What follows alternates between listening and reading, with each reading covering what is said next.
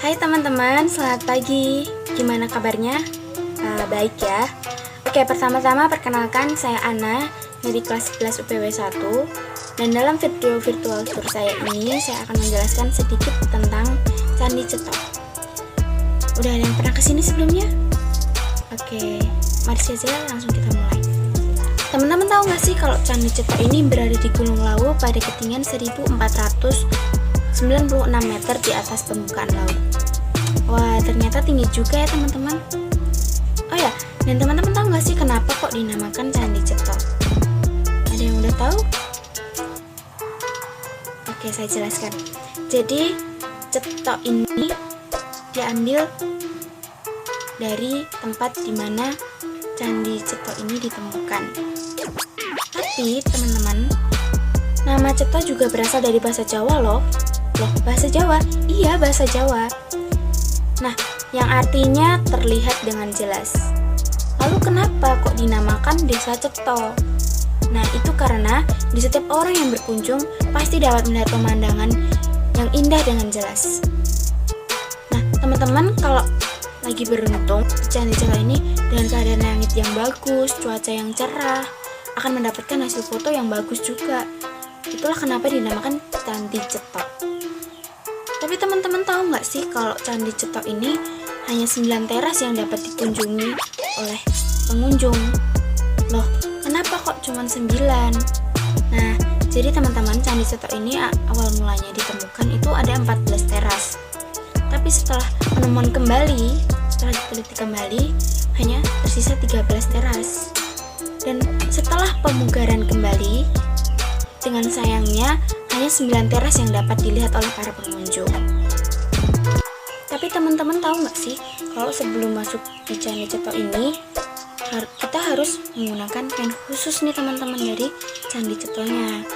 Untuk apa? Untuk menghormati Candi Ceto ini sebagai tempat peribadatan agama Hindu.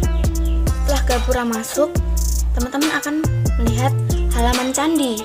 Begitupun aras berikutnya, aras kedua yang masih merupakan halaman candi. Lalu pada aras ketiga teman-teman akan melihat petilasan Ki Ageng Krincing Wesi, leluhur dari masyarakat Dusun Ceto ini. Nah, sebelum masuk ke aras kelima, teman-teman akan melihat pada dinding kanan gapura terdapat inskripsi atau tulisan pada batu dengan aksara Jawa kuno dan berbahasa Jawa kuno pula. Teman-teman, tulisan ini tuh ditafsirkan sebagai fungsi candi untuk menyucikan diri atau ruat, dan penyebutan tahun pembuatan gapura yaitu 1397 Saka atau 1475 Masehi.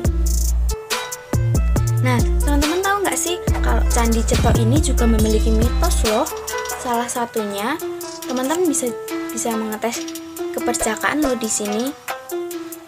Bagi setiap orang yang belum menikah atau belum melakukan hubungan intim akan dengan mudah melalui anak tangga hingga ke puncak piramidanya. Ada yang percaya? Ya, itu tergantung kita masing-masing ya. Nah, Candi Ceto ini juga dijadikan salah satu jalur pendakian di Gunung Lawu loh, selain jalur dari Cemoro Kandang atau Cemoro Sewu. Tapi yang jadi masalah adalah jalur pendakian Gunung Lawu ini sulit untuk dilalui dan akan dihadapkan dengan medan yang cukup ekstrim untuk mencapai puncak Gunung Lawunya. Nah, selain itu adanya misteri Candi Ceto yang cukup mengerikan nih teman-teman. Seperti sering terdengar suara seperti khalayak ramai di pasar, seperti orang jual beli, atau suara seperti kegiatan tawar-menawar di pasar. Nah, maka dari itu teman-teman, kita sebagai pendatang atau wisatawan harus memiliki etika yang baik dan tidak bicara sembarangan agar semuanya dapat berjalan lancar. Nah, di arah selanjutnya akan terdapat sebuah tatanan batu mendatar di permukaan tanah yang menggambarkan kura-kura raksasa. Kura-kura raksasa ini diduga sebagai Surya Majapahit yang diduga sebagai lambang dari Kerajaan Majapahit. Dan simbol Palus atau penis sepanjang 2 meter yang dilengkapi dengan hiasan tindi bertipe amplang.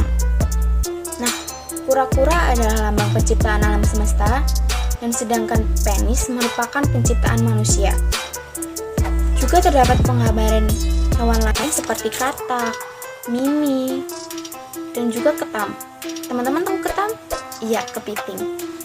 Nah, simbol hewan yang ada ini ternyata dapat berbicara sebagai Surya Sengkala Berangka pada tahun 1373 Saka atau 1450 Masehi.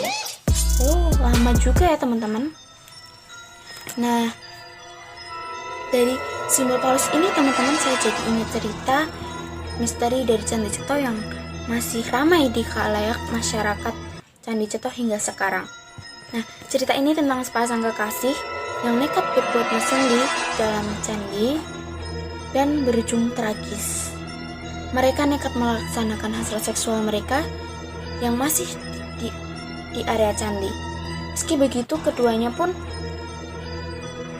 berhasil pulang sampai rumah dengan selamat.